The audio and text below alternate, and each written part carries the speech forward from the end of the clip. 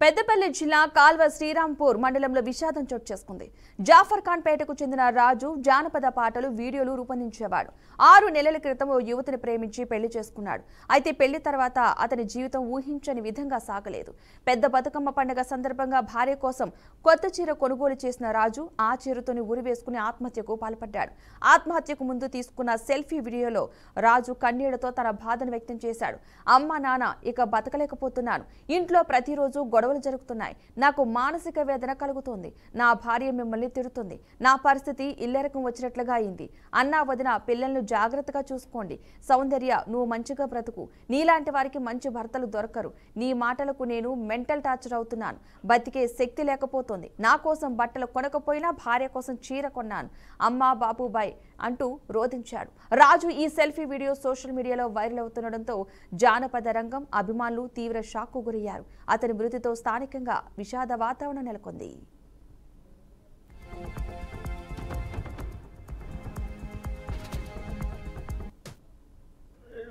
బతకలేకపోతున్నా, ఊగే గొడవలు అవుతున్నాయి, ఊగా టార్చర్ అనిపిస్తుంది, నాకు ఊగా తిడుతుంది, మిమ్మల్ని ఊగా తిడుతుంది. ఇక్కడ ఇల్లరికం వచ్చినట్టు అయిపోయింది నా పరిస్థితి.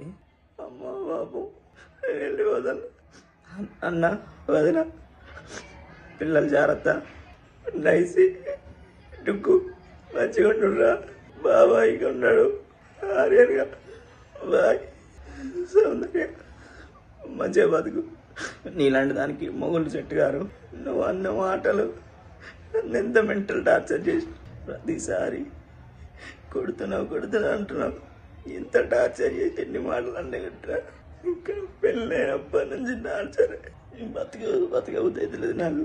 అమ్మ బాబు బతకలేకపోతున్నా, ఊగే గొడవలు అవుతున్నాయి, ఊగా టార్చర్ అనిపిస్తుంది, నాకు ఊగా తిడుతుంది, మిమ్మల్ని ఊగా తిడుతుంది. ఇక్కడ ఇల్లరికం వచ్చినట్టు అయిపోయింది నా పరిస్థితి.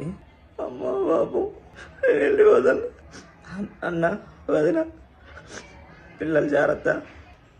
నా పేరు గడ్డం వెంకటస్వామి, నా కొడుకు గడ్డం రాజు. యూట్యూబ్ ఛానల్లో పనిచేసాడు. యూట్యూబ్ ఛానల్ తయారు చేసుకున్నాడు, స్టార్ట్ అయింది.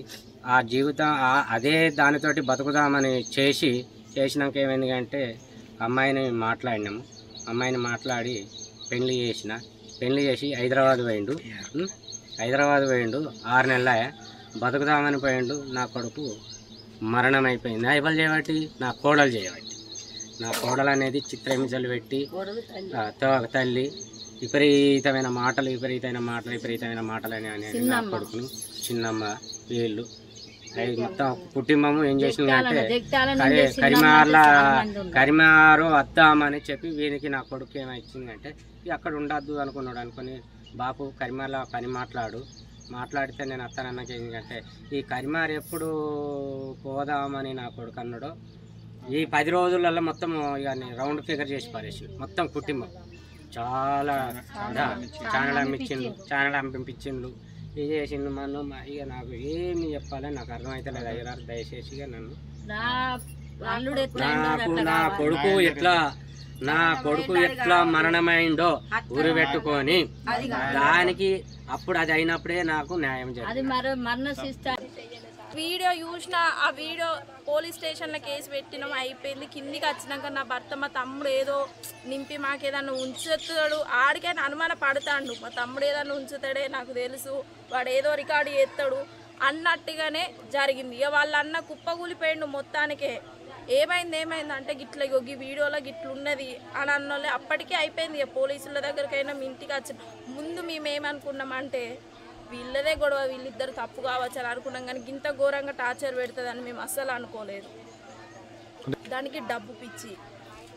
అయితే గతంలో ఒకరిని లవ్ చేసిందట, వాడు మధ్యలో ఫోన్ చేసిన వాళ్ళు ఈయన చూసిండట. ఏ అబ్బాయిన భార్య తనతో ఉండంగా కూడా వేరేటోతో అక్రమ సంబంధం పెట్టుకుంటే ఏ మగాడు కానీ ఆడది కానీ తట్టుకోరు.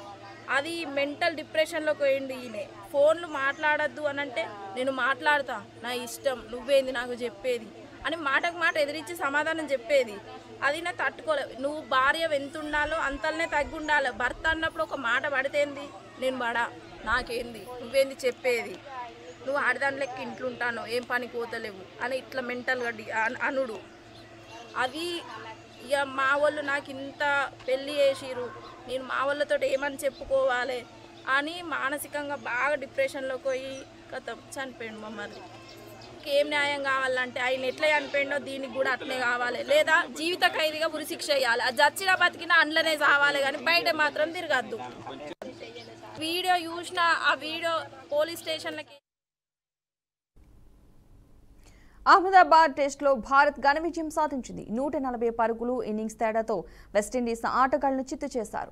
రెండో ఇన్నింగ్స్లో 146 పరుగులకే విండీస్ కుప్పకూలింది. తొలి ఇన్నింగ్స్లో భారత్ 5 వికెట్ల నష్టానికి 448 పరుగులు చేసి 286 పరుగుల ఆధిక్యంలో ఉండగా భారత్ తొలి ఇన్నింగ్స్ డిక్లేర్ చేసింది. దీంతో రెండో ఇన్నింగ్స్ ఆరంభించిన విండీస్ బ్యాటర్లు 146 పరుగులకే భారత స్పిన్నర్ల దాటికి కుప్పకూలిపోయారు. బౌలింగ్లో రవీంద్ర జడేజా 4 వికెట్లు, సిరాజ్ 3, కుల్దీప్ 2, వాషింగ్టన్ సుందర్ 1 వికెట్ తీయడం జరిగింది. తొలి ఇన్నింగ్స్ బ్యాటింగ్ లోను కూడా టీమిండియా అదరకొట్టింది. ధ్రువ్ జురెల్ 124, జడేజా 104, కేఎల్ రాహుల్ శతకంతో రాణించారు.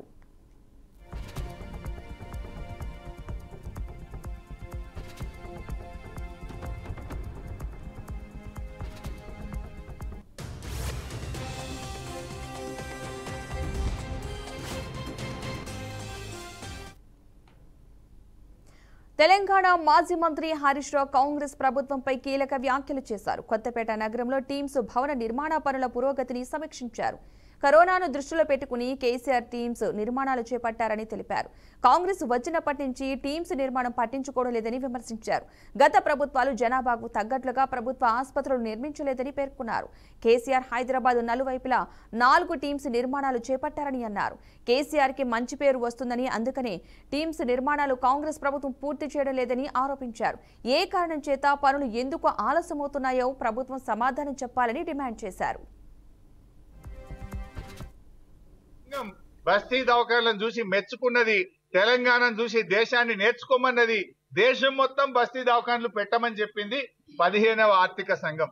రేవంత్ రెడ్డి పుణ్యమాని ఇలా బస్తీ దవాఖానలో పనిచేసే డాక్టర్లకు, స్టాఫ్ నర్సులకు, అక్కడ ఉండే 4th క్లాస్ ఎంప్లాయీస్ కు 6 నెలల నుంచి జీతాలే లేవు. 6 నెలలు జీతాలు ఇవ్వవా?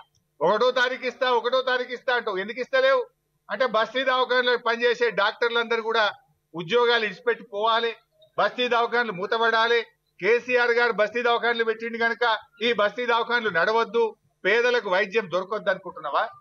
హైదరాబాద్ నగరంలోనే 350 బస్తీ దవాఖానలు పెట్టిండు కేసీఆర్. ఇలా జూబ్లీ హిల్స్ ప్రజలకు బస్తీలలో ఏం చెప్తున్నా ఆయన?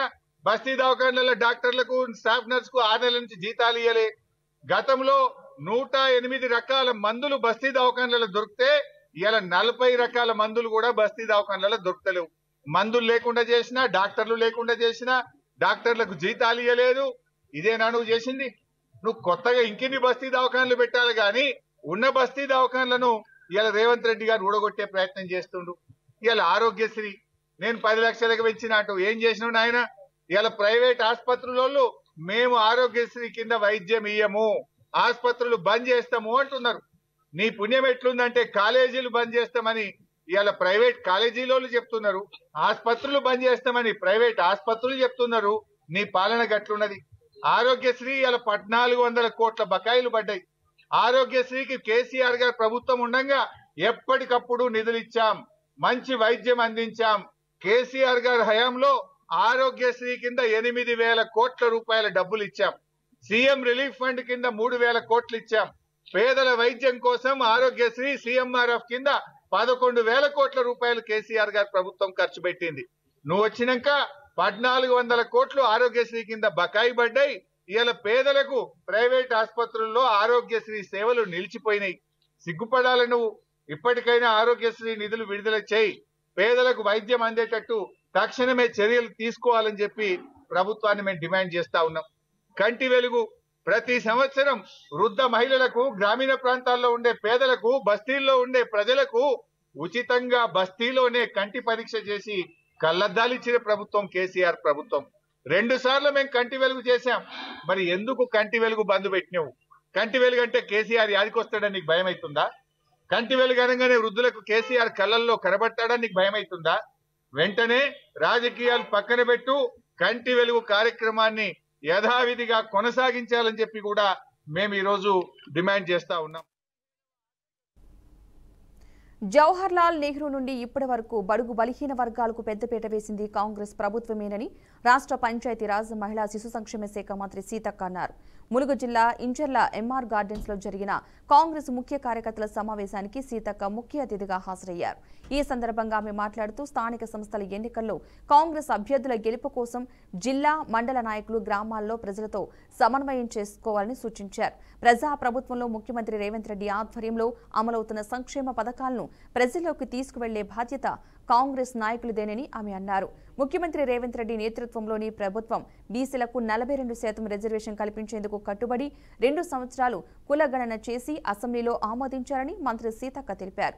అయితే ఈ బిల్లులు గవర్నర్ వద్దకు పంపినప్పటికీ 6 నెలలు గడిచినా ఆమోదం లభించలేదని ఆమె పేర్కొన్నారు.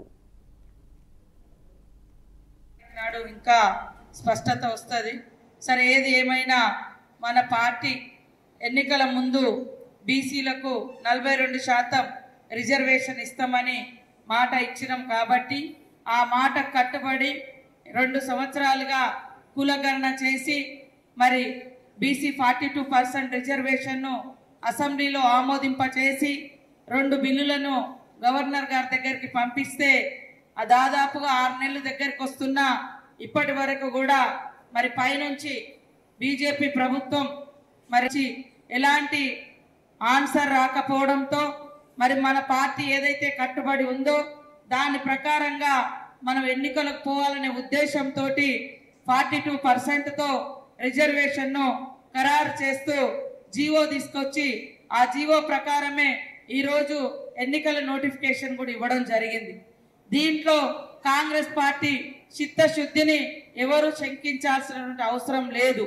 ఇవాళ సోషల్ ఇంజనీరింగ్, సామాజిక న్యాయం, పేదల హక్కులను కాపాడడం, దళిత బడుగు బలహీన వర్గాలకు ఆనాటి నుంచి ఇందిరమ్మ కాలం నుంచి నెహ్రూ గారి కాలం నుంచి పెద్దపీట వేసేది కాంగ్రెస్ పార్టీనే. 5వ తారీఖు నాడు ఇంకా స్పష్టత వస్తుంది. సరే, ఇకవే bulletin updates. Keep watching BRK news Telugu సత్తా.